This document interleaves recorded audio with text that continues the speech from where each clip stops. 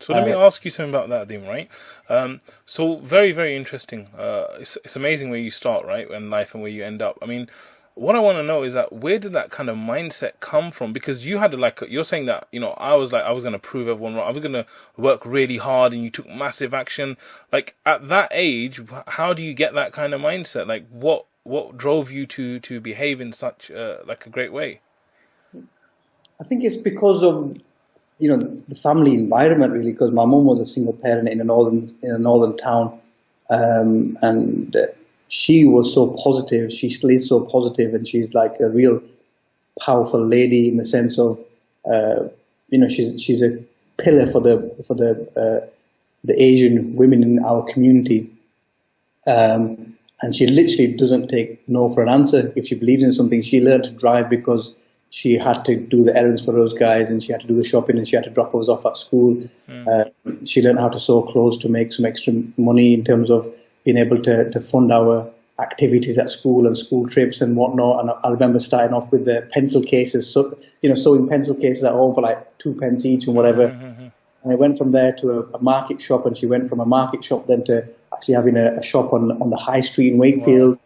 Wow. We used to go to warehouses and buy like garments and material, and it was all new because this is not something that we did. I mean, my grandfather, may Allah have mercy on his soul, he was in the military. He was in the Indian Army, and then obviously the Pakistan Army. That's obviously that from his age, but he fought in the Second World War. And then he came over like a lot of our elders did. So we come from a kind of an agricultural family. A lot of whom have gone into the military. So kind of business and retail and this kind of field is absolutely new to us.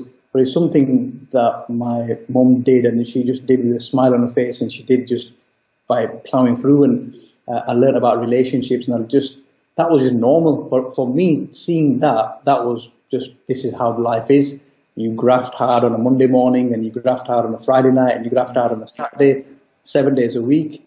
We didn't really have many holidays apart from when family or friends were like, okay, why don't you come with us? And, we were the kind of family or the people that came along because we got the invite, not because we could afford it kind of thing. So it's just, it absolutely is a mindset. And again, my grandfather, he came to live with us after my dad passed away, and he kind of like told me how in the military, how you'd polish your shoes and how you'd put your socks on, you fold your trousers, and how you'd kind of like, maybe do this in the garden. And, I remember back in those days, you making mend, so the nails of, when you pull a nail or a screw out of a door, you batter it with a hammer and you straighten it out and you put it in a box. And then when you need the nail or screw again, you wouldn't go to B&Q and buy a new nail. You'd use one that you just pulled out. Oh no, so true. Do you know what I mean? So the shelving, like, you've got a beautiful shelf in the background. There wasn't any of that.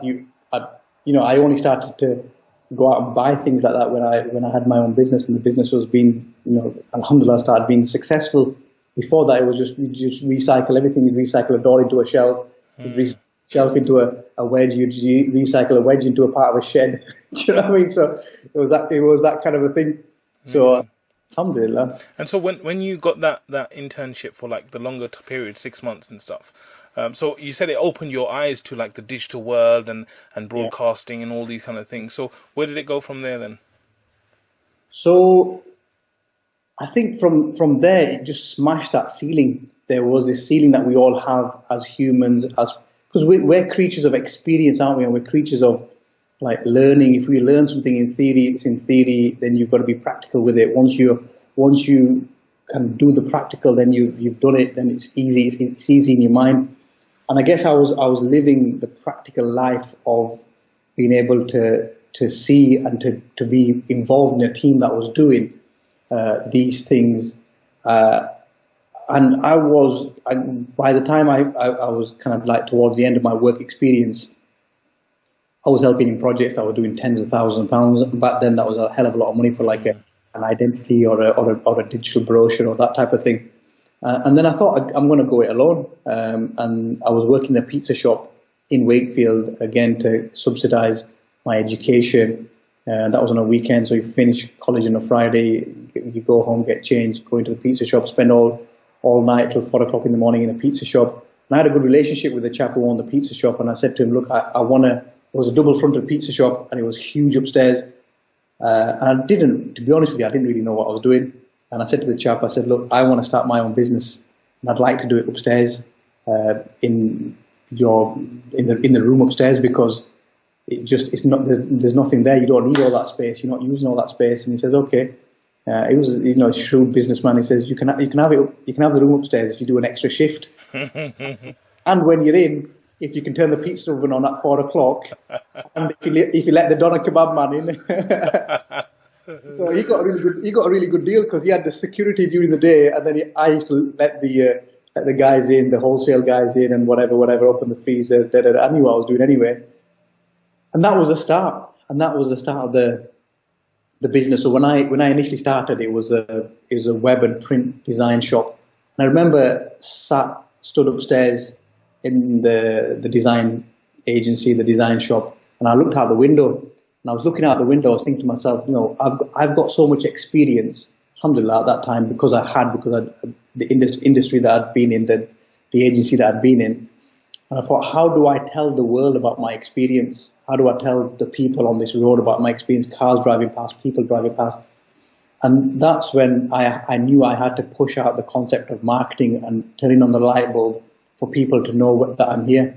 And it was a huge challenge. Like now we've got a massive startup business challenge, culture, entrepreneurial culture, startup culture.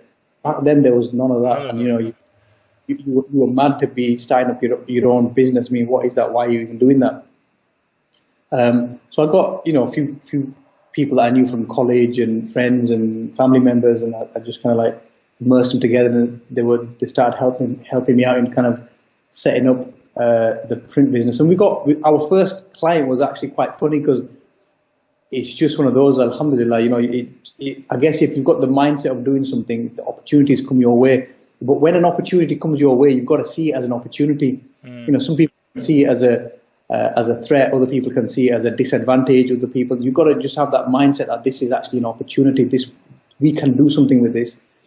So I remember stood at the queue in Staples, and I was there to buy a document or something. I can't remember.